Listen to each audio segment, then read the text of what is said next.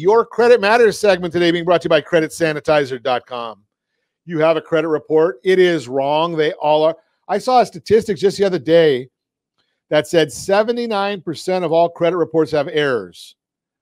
So far, I haven't seen any of the 21%ers. I've been looking at credit reports for the better part of 3 decades. Haven't seen a completely accurate credit report yet. So if they're out there, I'd love to see one. And if you've seen one, let me know. Again, StreamYard.com/Facebook. StreamYard.com/Facebook. Put your name in there. We can have a conversation. If you've got questions about your credit report, give me a call. We're going to be doing some credit audits. So that'll be a biggie for you. Take a look at a credit report and see what's on there. And I've shared with you before, I use myfico.com, myfico.com. I pay for it. I monitor my credit report, my wife's credit report, and I watch different things that are happening so I can report them to you.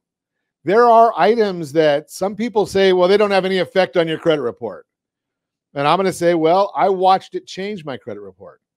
For instance, when I have a credit card that goes to a P.O. box, and when they put down that my residence changed to that P.O. box, now you can see if you're watching us on RonSiegelRadio.tv or any of our socials or the ABC News and Talk AM 1490 video feed, I will not fit in a post office box. As much as I might want to, I can't fit. They're too small for my size. But it had one of my reports changed to having me living there. That changed my address. And that same day when that update came up, so I see the update, then I see the effect, and my score dropped by 9 points. Now, they say that has no bearing on your credit scores. Something else must have happened. Well, I can't find it. I know obviously other things aged a little bit more at the time, but we're going to be taking a look at audits. But let's take a look today.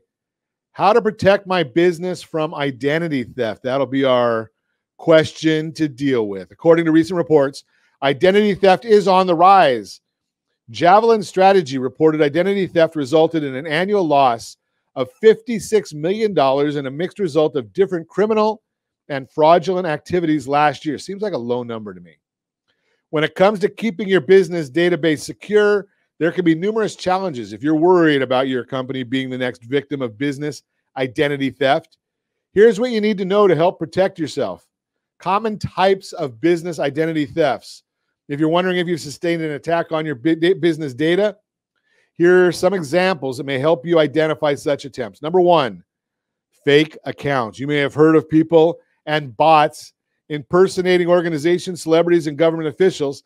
These profiles dispute the traffic that is meant for your authentic profiles. They disrupt the traffic that's meant for your authentic profiles. Then they may post inaccurate or malicious content from their pages and even hack into your database and release sensitive information through these profiles. Number two, phishing, not with an F, but with a PH.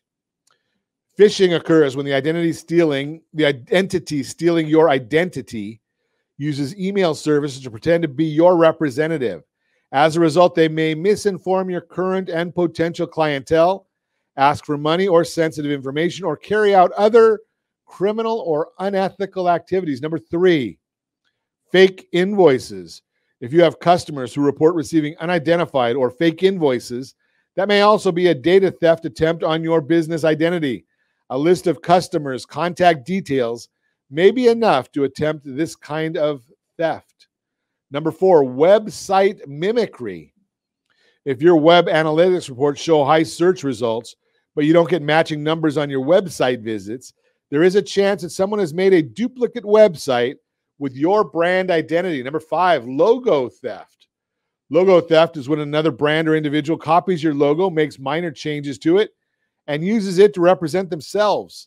This could impact your identity, so you may have to pay ransom to the thieving party to get them on to take down that logo. What to do if you fall victim to business identity theft? If you fear you've fallen victim to business identity theft, here's some tips to help keep the harm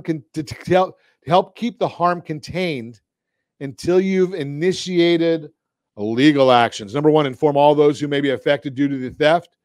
This includes all your internal and external publics and stakeholders, such as employees, executives, customers, investors, advertisers, etc. Run a security check. You may get your IT department to thoroughly examine the origin of theft and potential leaks in your data flow that may have caused the incident. If you fear something graver, you may employ a third party to conduct an analysis. What to report business identity? Where to report business identity theft? Once you've taken care of preliminary protection against this theft, it's time to report the incident to an official so they may start their legal proceedings. The Internal Revenue Service is the first go-to in this situation. You may also inform other entities who are currently engaged with your business. The IRS has a business helpline that makes it easier to report and get updates on your identity theft. How to help protect your business from identity theft? Here are protective measures to help avoid business identity theft. Number one, security updates. You may opt for advanced security systems such as fake profile detection, spam email detection, authorized personnel detection, or unauthorized personnel detection, and other security programs. Number two, update your data regularly. Updating and backing up your data often can help you get rid of potential hackers and thieves and make it more difficult for bad actors to breach your databases. Number three, personal identity protection. In a world of that focuses extensively on brand image, you need to keep your personal as well as your business identity untainted. To help protect your personal data, it's best to invest in identity theft protection. Just a couple thoughts there for you. That is Your Credit Matters, brought to you by creditsanitizer.com. Again, you have a credit report. It's wrong. What are you doing about it?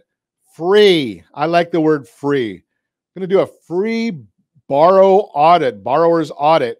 And we look at your credit report during that to see if there is anything that's inaccurate on there. But we're going to take a look and see, what is your household debt? Can that be reduced?